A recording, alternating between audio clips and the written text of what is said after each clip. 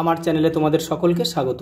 আজ আমরা class 4-এর Ryan Martin প্রশ্নবিচিত্রা থেকে ইংলিশের দ্বিতীয় পর্যায়ক্রমিক মূল্যায়নের দ্বিতীয় স্কুল সলভ করব।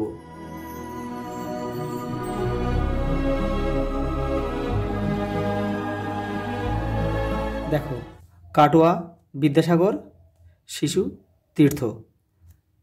দেখে নাও, প্রথমে একেদায় কী দিয়েছে দেখো, read the following passage carefully and answer the question given below.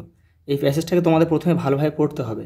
এটা কিন্তু দেখো, yesterday evening Swadesh was studying in class in his room, এটা কিন্তু স্বদেশ থেকে নেওয়া হয়েছে।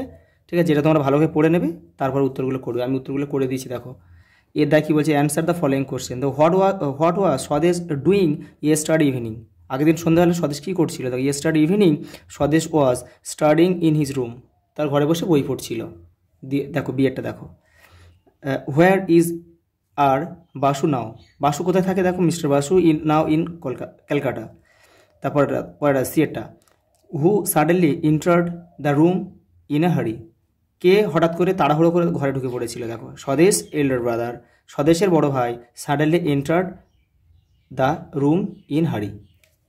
পরেরটা দেখো ডিয়েরটা, why was Swadesh elder brother in great trouble, কেন সে একটা কঠিন বড় সমস্যার মধ্যে ছিল? দেখে নাও, because the British police are catching him but they have to deliver some secret paper to their leader, তাকে পুলিশ ধরতে চাইছিল, খুঁজে বেড়াচ্ছিল, তবুও কিন্তু তাকে কিছু গোপন তথ্য তার লিডারের কাছে পাঠাতে হবে, এই সমস্যাও কিন্তু সে পড়েছিল। পরের প্রশ্ন দেখো বিয়েরটা, complete the following sentence with information from the above passage. দেখো কী বলেছে, এর দেখো, Swadesh elder brother was deeply, দেখো ডিপলি কোথায় রয়েছে? এখানে দেখো, এই যে ডিপলি, এখানে দেখো যে deeply involved in the freedom movement, এই ইনভলভ থেকে এই মুভমেন্ট পর্যন্ত এখানে লিখে দিতে হবে। দেখে নাও, deeply involved in the freedom movement, এটা তোমরা লিখে নেবে MENT। পরে দেখো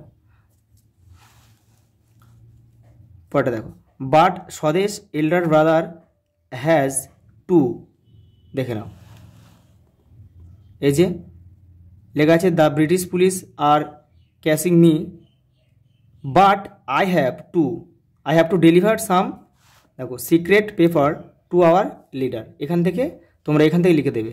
এই যে টু, এখানে টু রয়েছে, এই যে এই টু রয়েছে, টু এর পর থেকে এখানেও টু রয়েছে, দেখো এর পর থেকে কী আছে, ডেলিভার সাম সিক্রেট পেপার্স, এখান থেকে পুরোটা লিখে দেবে। টু, দেখো, ডেলিভার সাম সিক্রেট পেপার্স,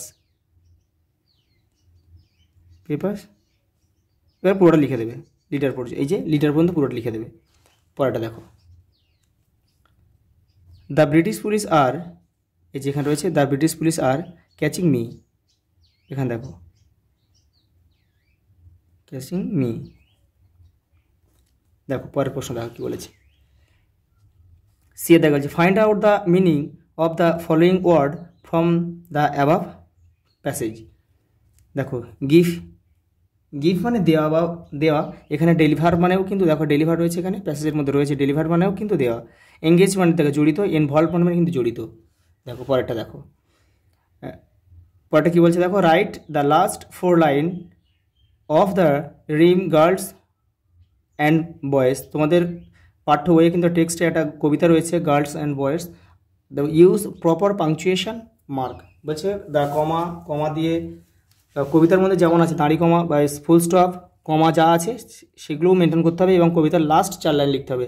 তোমাদের টেক্সটের 55 নম্বর পেজে উত্তরটা রয়েছে, আমি লিখে দিয়েছি, তবু তোমরা ওখান থেকে করে নিতে পারো, আমি লিখেও দিয়েছি। দেখো কী বলেছে পরেরটা, arrange the following sentence from the story meeting Baremia in correct order, put the number in the given boxes. এখানে একটা ঘটনা দেওয়া আছে, তোমাদের মিটিং বার্মিয়া থেকে, সেখানে ঘটনাগুলো কোনটা আগে ঘটেছিল সেভাবে তোমাদের সাজাতে হবে। দেখো আমি এখানে করে দিয়েছি। প্রথমে ঘটেছিল এইটা, বিয়েরটা, they carried empty sacks to collect dry wood for fuel. তারা জ্বালানির জন্য বস্তার মধ্যে কিন্তু শুকনো কাঠ ভরছিল।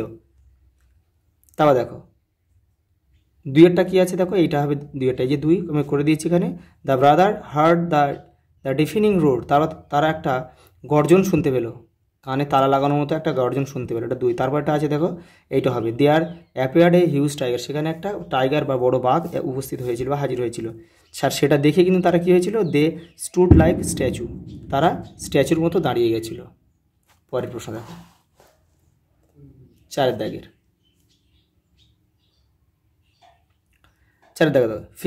fill in the blanks with the correct form of the verbs given in the bracket। এই যে ব্র্যাকেটের মধ্যে যে ভার্বগুলো দেওয়া আছে সেগুলোকে কারেক্ট ওয়ার্ডটা বসাতে হবে। দেখো the child is walking, walk রয়েছে, ওয়াকিং স্লোলি নাও। পরে দেখো হি নোস, এখানে নো আছে, নোস হবে, knows the news. They hear আছে, হার্ড হবে, দ্য নিউজ ইয়েস্টারডে। পরে দেখো ডেটা দেখো, ইন্ডিয়ান ক্রিকেট টিম উইন আছে, এটা wins the T20 world cup on 29th June this year. পরেরটা দেখো 5 দাগের, fill in the table with short form of the following words. দেখো ডিড নট, এটাও ডিড নট, ঠিক আছে। শর্ট ফর্মগুলো তোমরা দেখে নাও। উইল নট, এটা will not. Have, we have, এটা we have. He is, short ফর্মগুলো দেখে নাও। পরেরটা দেখো 6 দাগে, fill in the blanks with appropriate preparation। দেখো always listen to your teachers in the classroom. Do not play at noon, নুনের আগে সবসময় অ্যাড বসে। He was going to Kolkata on 30 June. পরেটা দেখো it has been raining for an hour. এটা যখন এটা ফর হবে কারণ এটা এখানে একটা নির্দিষ্ট করে বলে দিয়েছে 1 ঘন্টার জন্য। যদি বলতো যে এটা এখানে যে কোনো সময় উল্লেখ না থাকতো, যে যদি বলতো মর্নিং মানে সকাল থেকে, তাহলে এখানে সিন্স বসতো। পরেটা দেখো লাস্ট প্রশ্ন কী বলেছে দেখো, write a few sentence about any one of the following. কী বলেছে এখানে 5টা কিছু বাক্য লিখতে হবে। ইয়োর ফেভারিট গেম, তোমার প্রিয় খেলা কী আছে, আর এ গ্রেট ফ্রিডম ফাইটার, একটা মহান স্বাধীনতা সংগ্রামীর সম্বন্ধে তোমাদের লিখতে হবে। এখানে দেখো আমি তোমার ফেভারিট গেম সম্বন্ধে লিখেছি, তোমাদের যে খেলা প্রিয় সেই সম্বন্ধে তোমরা লিখবে। আমি ক্রিকেট সম্বন্ধে লিখে দিয়েছি। দেখো my favourite game is a cricket, it is a most popular game in the world, it is the most watched game in India, it is played using a bat and a ball between 2 teams, it is on outdoor game. আজ এই পর্যন্ত, দেখা হবে পরের ভিডিওতে।